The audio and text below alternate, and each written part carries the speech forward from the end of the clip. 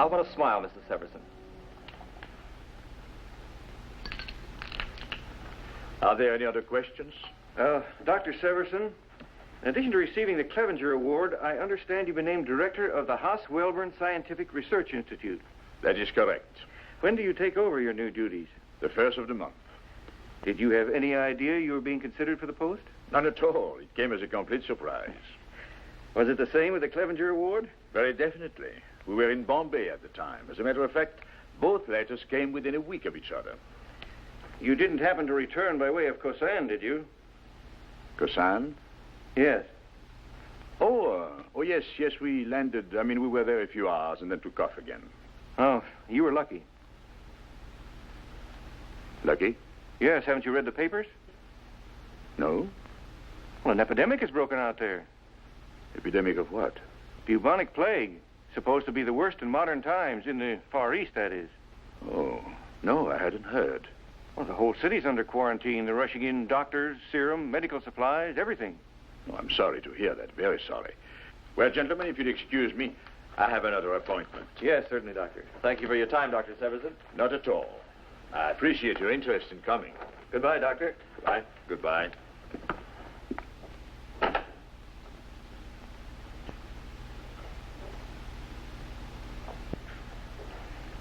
Thanks, Ellen.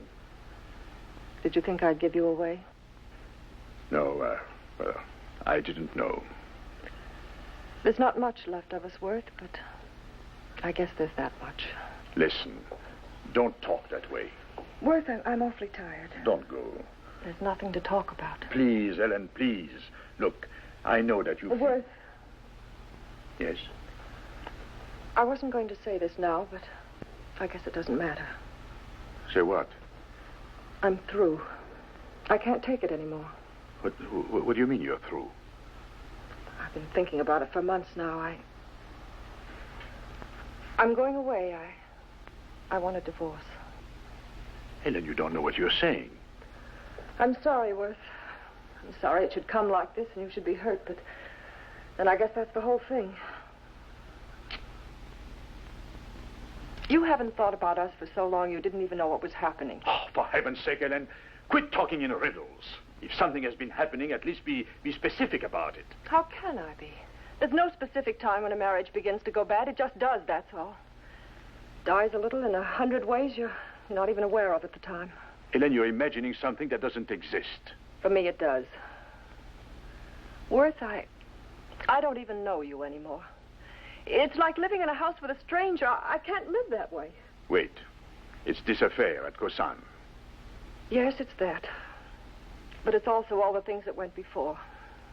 I'm sorry, Worth. But not now. Not at this time. It isn't a very appropriate time, is it? Oh, I didn't mean it that way, you know it. We'll wait until everything's over. I don't want to embarrass you.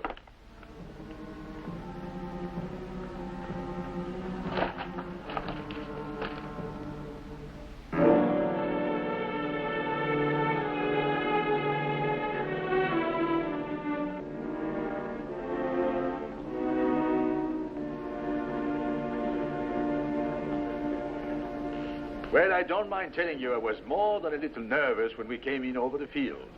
One motor gone, the other missing, but the pilot brought her in. Hardly a bump. A beautiful piece of flying. How long will you be here, sir? Oh, another day at least. They told me they had to fly in some parts from Singapore. By the way, do you know Dr. Justin Smith? Justin Smith? No, I don't think so. Should I? He's a health officer here, appointed by the native government. He tells me he was in your graduating class at college. Oh, well, it was a large class. I can't quite place him. Please, may I?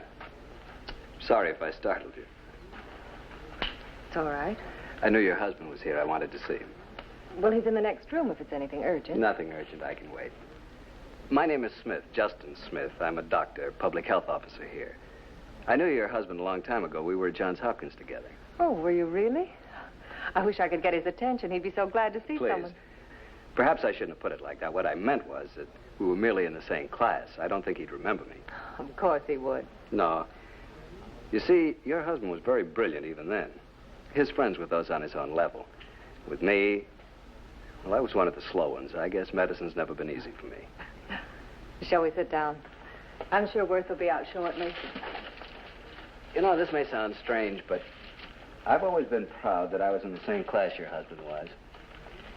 When you're part of a group like that, you take on a kind of a reflected glory.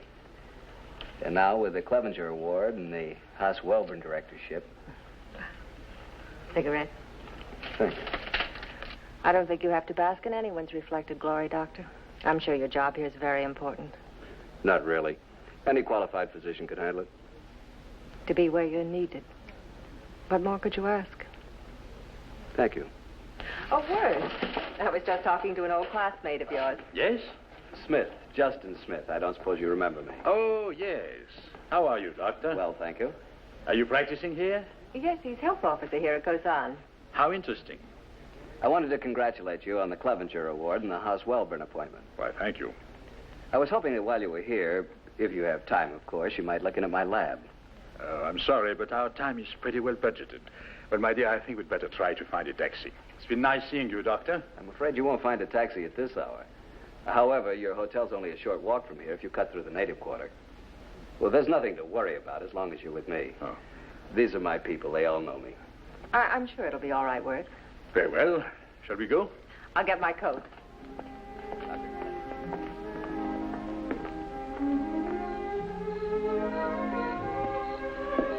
Are you sure you know where you're taking us, Doctor? Of course I do. Please don't be worried. No, we're not. At least I'm not. Doctor, Yes, what is it, boy? my father, he's sick. Please come. You'll have to excuse me. Well, what are we supposed to do? If you'll just wait here a moment. Alone? Here in this section? Doctor, believe me, there's no danger at all. Come, please, Doctor, hurry. Worth, what's the matter? Well, I think it's obvious what's the matter. This man forces himself on us, leads us heaven only knows where. He was only trying to help us. But I don't need his help. Come, we're getting out of here. I think the boulevard is this way. No, we can't just leave like this without saying anything. I said we're going. Dr. Severson. Oh, we're leaving, Dr. Smith. I'm sure we can find our way. Doctor, would you mind stepping inside a moment? I beg your pardon? I wonder if you'd take a look at the patient. Well, I'm not quite sure of my own diagnosis. Well, Worth. very well. No, Mrs. Severson. Well, I'm certainly not going to let my wife stand out here alone. I'll have the boy wait with him. Lucy, you stay here with Mrs. Severson.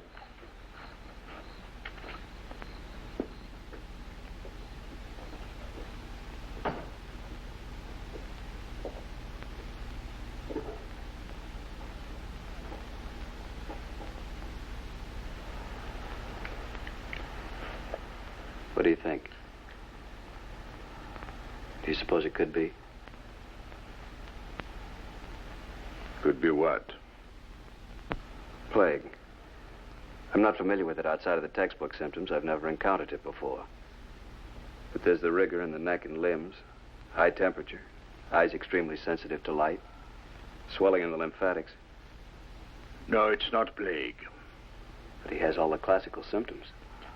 They are also the symptoms of any number of fevers. But the buboes. I think you'd better brush up on your differential diagnosis, Doctor.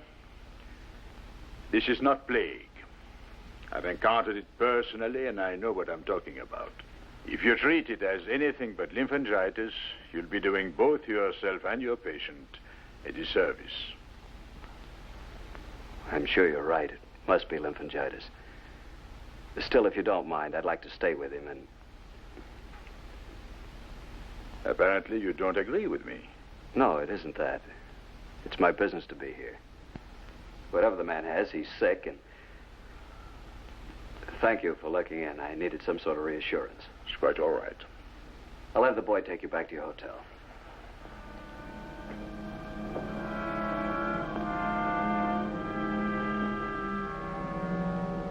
Yes, I want to charter a plane. No, that's too late.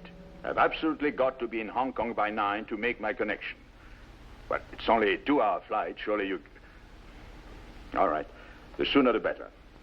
Oh, one more thing. Send a car here to the hotel to pick us up. We'll be ready in an hour. Right. Worth, Yes? why are we leaving? Because we're leaving, that's all. Well, is it because... Well, I mean, does it have anything to do with Dr. Smith or something that happened while you two were together? It hasn't anything to do with him. Why do you ask such question? Don't get so upset, Worth. What was it?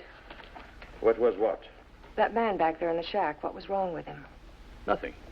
Nothing serious, at any rate. Why? I just wondered. Thought you both looked a little strange when you came out. There was nothing to it. The doctor thought he had a case of bubonic plague on his hands. Plague? Yes. Any intern would have known better. What was it? Lymphangitis. A clear case of it. Quite sure. Of course I'm sure. What's the matter with you? Nothing. Only once in Boston, when you gave a paper on plague recurrences, I remember you said a completely accurate diagnosis was difficult without bacteriological tests. Are you suggesting I don't know my own business? No, I'm just... Oh, forget it. Sure you know what you're doing. It's just that everything happened so suddenly. It almost seems as though we're running away from something we shouldn't be running from. Suppose you let me worry about that.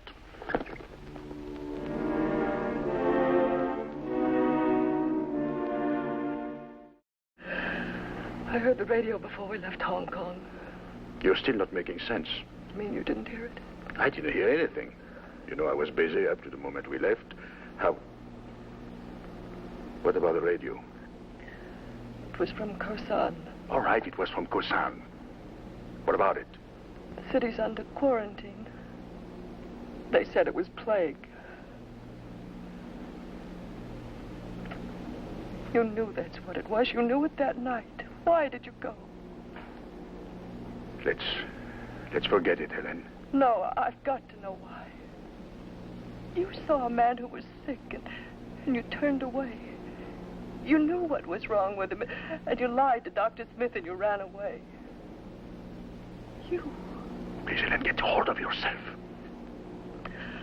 I'll try. But you've got to talk to me. You've got to explain. If you were just another doctor, maybe I could understand, but you're not, Worth. You've always been one of the dedicated ones. More than anything, I know what being a doctor means to you, and suddenly everything smashes up. That's why I'm frightened, and I don't know what's happening to you or to me. You've got to tell me. There's nothing to tell. I made a mistake, a wrong diagnosis. That could happen to anyone. Must you lie to me, too? All right, suppose I knew it was plague. What was I supposed to do? Stay there like some hack medic and fight it? Or catch it myself? Worth, you're a doctor. As you say, there are doctors and doctors. I happen to be in a somewhat different category from your friend Smith. I'm sure even you will recognize that my job at Haswellburn is a trifle more important to the field of medicine than chasing a few bugs in a pest hole. As far as contributions to medicine go, I believe the Clevenger Award about answers that question. You've always been realistic, Ellen. You might try to be right now. Believe me, I hate to say this, but it is simply a case of expendability. Who is more important in terms of future contribution, Smith or Severson? You see, there is only one answer. I don't pretend it was an easy decision or a heroic decision, but it was the only one.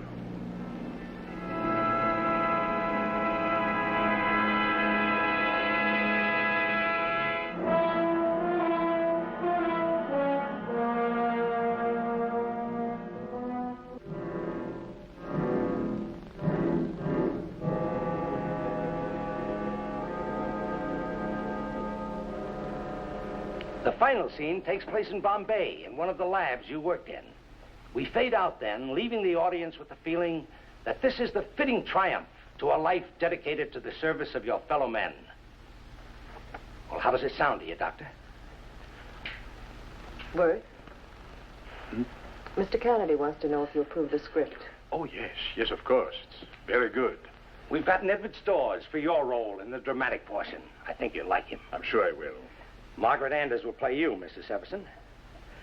Roughly the first 18 to 20 minutes of the show will be devoted to the dramatization of your work. Then we'll have the presentation of the award And after that, your acceptance speech. Oh, by the way, you'll be interested in this. We got the word this morning. The show is going to be televised nationally. I see.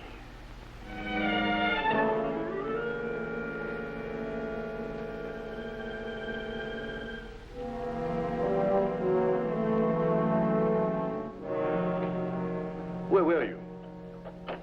I picked up my reservation. What time are you? Not until 10:40. Are you going to... Yes, I'll be at the studio. I'll also be at the reception afterward.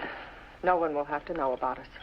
Ellen, don't you think that after the show we might sit down quietly and talk this over? We've been under such a strain. There's nothing more to talk over. Please, Ellen, cancel the reservation. After the show is over, we might settle down again, and perhaps things might look different to you. Are you going through with it? What do you mean? Are you really going through with it? Of course I am. How can you? I don't understand. How can you possibly? Because I can, and I am, that's why. Don't you get it through your head? I've earned this. I've earned every bit of it. All my life I've been working for something like this. I didn't coast into it. I came up the hard way. Do you think it was easy at City Hospital? Even after I was made chief of staff?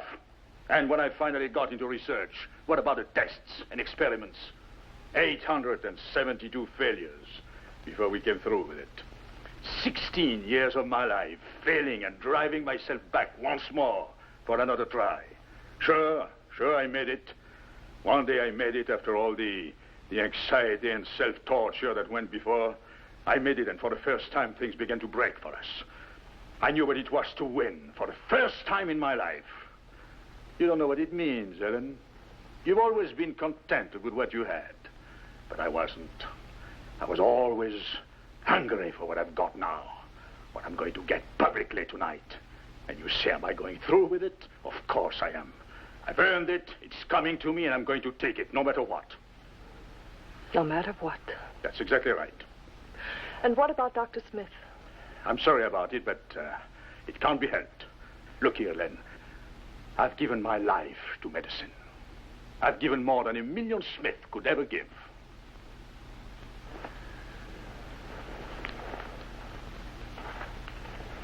You might read that.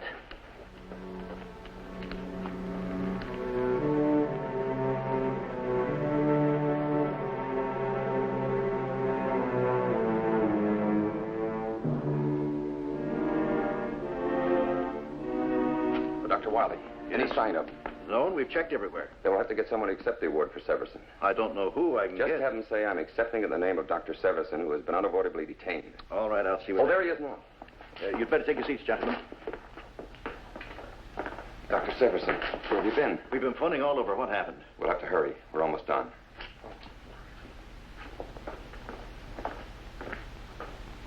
And so it is that the story of Dr. Worth Severson, which ended that day in Bombay, has its more fitting and complete ending with us here tonight. Dr. Severson?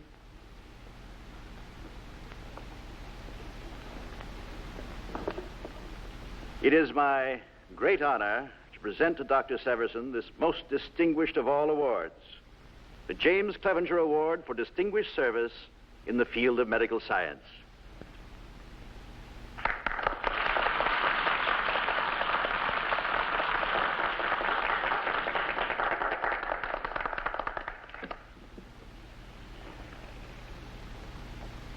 Many years ago, when I graduated from medical school, there was a man in my class named Smith. I didn't know him at the time. In the intervening years, we each made our own particular ways in our profession, not knowing each other. My way was summed up tonight in the drama you saw. It ended with this award. Stand by for something. This isn't the speech he prepared. The way that Dr. Smith followed led him at last to a far eastern city called Kosan. That's where we met, less than 2 weeks ago. Dr. Smith had not been what we would call a successful doctor. He was a public health officer there, appointed by the native government.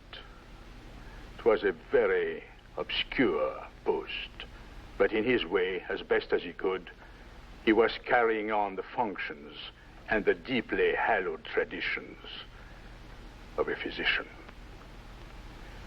One night we met. We both were called to the bedside of a native who was desperately ill. The diagnosis of Dr. Smith was correct, but because he was uncertain of it and because he was inclined to defer to me, he sought my advice.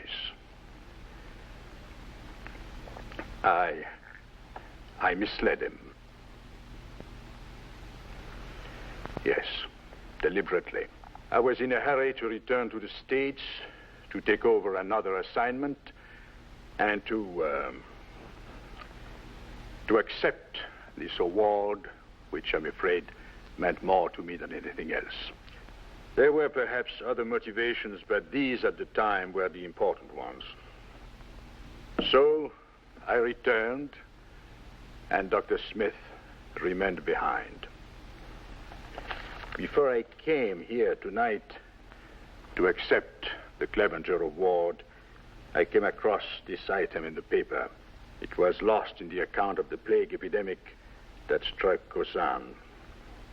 One of the casualties of the epidemic was Dr. Justin A. Smith, a public health employee of the government, the only doctor in the city at the time of the outbreak. Well, an honor was given me tonight which I cannot accept.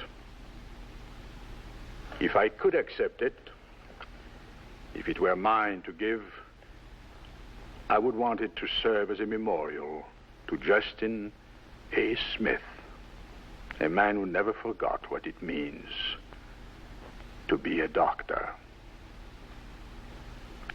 Of course, how you finally dispose of this award, gentlemen, is up to you.